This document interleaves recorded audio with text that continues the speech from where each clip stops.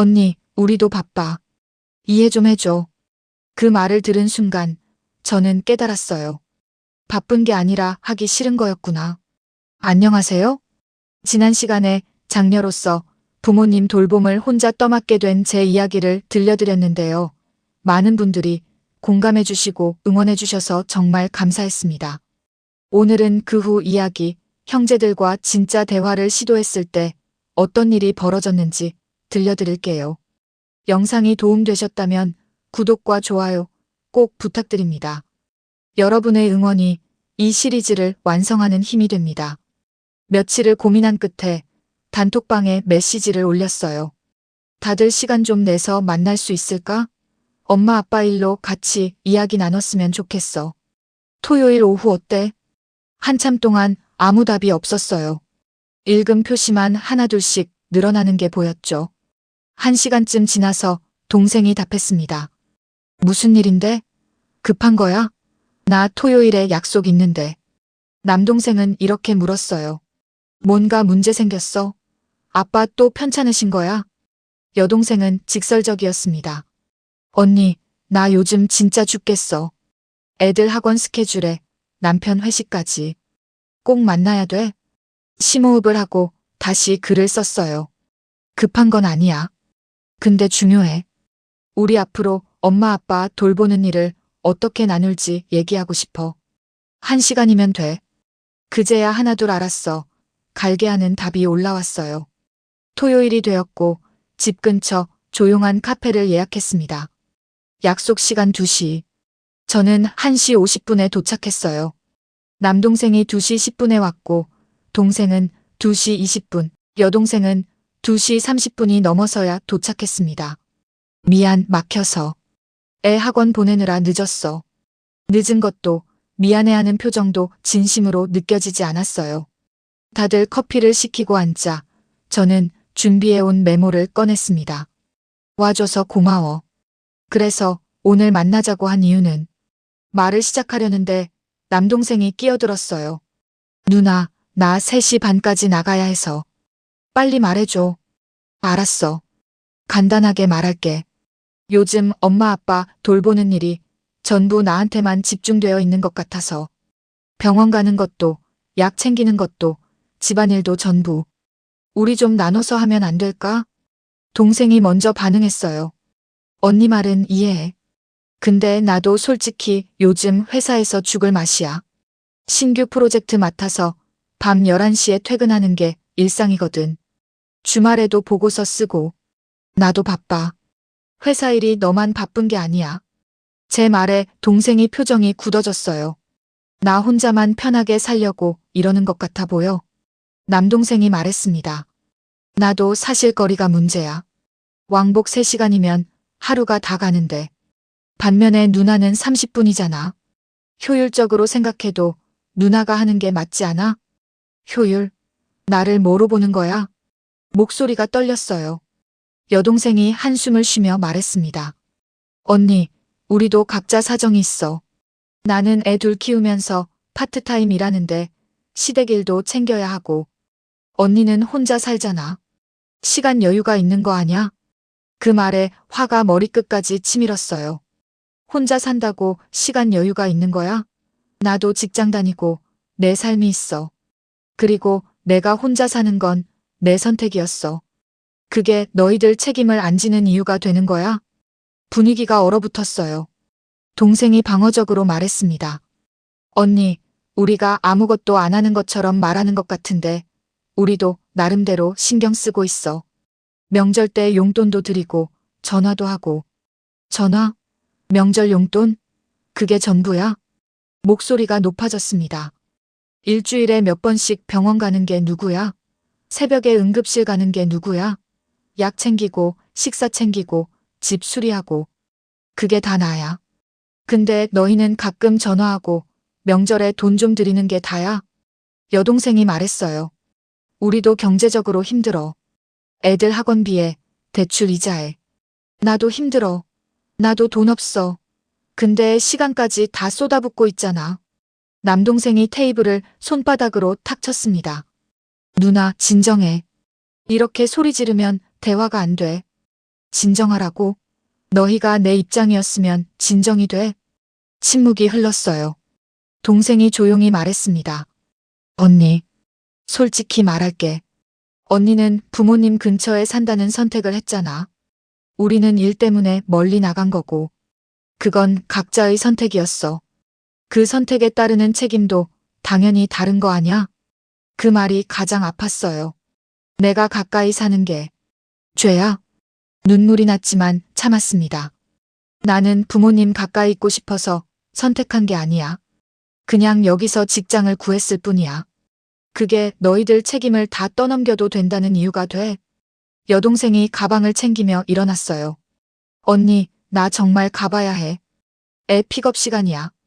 다음에 다시 얘기해. 남동생도 시계를 보며 일어났습니다. 누나, 나도 미안한데 약속이 있어서. 나중에 다시 만나서 천천히 얘기하자. 결국 아무것도 정하지 못한 채 회의는 30분 만에 끝났습니다. 집으로 돌아오는 길 허탈했어요. 이렇게 감정적으로 대립하는 게 맞는 걸까? 다시 한번 가족 상담 전문가 김민정 박사님을 찾아갔습니다. 많은 가족들이 이런 실수를 합니다. 감정이 앞서서 대화가 공격과 방어로 변해버리는 거죠. 가족 간 돌봄 책임 분담 대화에서 가장 중요한 것은 비폭력 대화법입니다. 이는 4가지 단계로 이루어집니다. 첫째, 관찰. 너희는 아무것도 아내가 아니라 지난 한 달간 병원 동행은 내가 8번, 너희는 0번이었어처럼 구체적 사실을 말하는 겁니다. 둘째, 감정. 화나가 아니라 나는 외롭고 지쳐있어. 혼자 떠안고 있다는 느낌에 버거워처럼 솔직한 감정을 표현합니다. 셋째, 욕구. 책임감 있게 행동해가 아니라 나는 가족으로서 함께 부담을 나누고 싶어. 지지받고 싶어처럼 내 진짜 욕구를 밝힙니다. 넷째, 요청. 제발 좀 도와줘가 아니라 다음 주 화요일 병원 동행을 내가 맡아줄 수 있을까? 처럼 구체적이고 실행 가능한 요청을 합니다. 대화의 목표는 이기는 것이 아니라 함께 해결책을 찾는 것입니다. 경제적 분담과 시간적 분담. 물리적으로 멀리 사는 형제자매는 시간적 분담이 어려울 수 있습니다. 이럴 땐 경제적 분담을 제한할 수 있습니다. 예를 들어 요양보호사 비용을 형제들이 나눠서 부담, 병원비, 약값을 공동계좌로 관리, 주간보호센터 이용료를 분담, 가사도우미 서비스 비용 공유. 나는 시간을 쏟을게. 너희는 비용을 분담해줘라는 명확한 제한이 필요합니다. 하지만 주의할 점이 있습니다. 돈으로만 해결하려는 태도는 또 다른 갈등을 낳을 수 있습니다. 최소한의 정서적 지지와 관심은 반드시 필요합니다. 예를 들어, 한 달에 한 번은 반드시 직접 방문하기, 일주일에 한 번은 부모님께 전화드리기, 명절이나 생신에는 함께 모이기, 시간이든 돈이든 각자가 무엇을 할 수 있는지 명확히 정하는 게 중요합니다. 전문가의 조언을 듣고 다시 용기를 냈어요. 이번엔 단톡방에 감정적인 메시지 대신 차분한 글을 올렸습니다. 지난번엔 내가 너무 감정적이었던 것 같아. 미안해. 다시 한번 만나서 이야기하고 싶어. 이번엔 내가 준비한 자료를 보여주고 싶어. 구체적으로 우리가 할 수 있는 일들을 정리해봤거든. 다음 주 일요일 괜찮을까?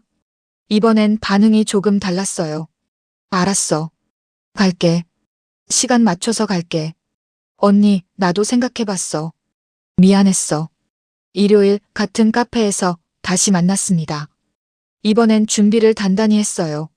노트북을 열어 스프레드시트를 보여줬습니다. 지난 3개월간의 기록. 병원 동행 12회, 나 12회, 동생들 0회. 약수령 15회, 나 15회, 동생들 0회. 집 방문 및 청소 20회, 나 20회, 동생들 0회. 긴급 상황 대응 3회, 나 3회, 동생들 0회. 숫자로 보니 확실히 와닿았나 봐요. 동생이 먼저 말했습니다. 언니, 이렇게까지 많이 했는지 몰랐어. 진심으로 미안해. 미안하다는 말보다 이제부터 어떻게 할지가 중요해. 화면을 넘겨 2번째 페이지를 보여줬어요. 제안하는 역할 분담, 시간적 분담, 가까운 형제. 정기병원 동행 월 2회. 긴급 상황 1차 대응. 경제적 분담, 먼 형제.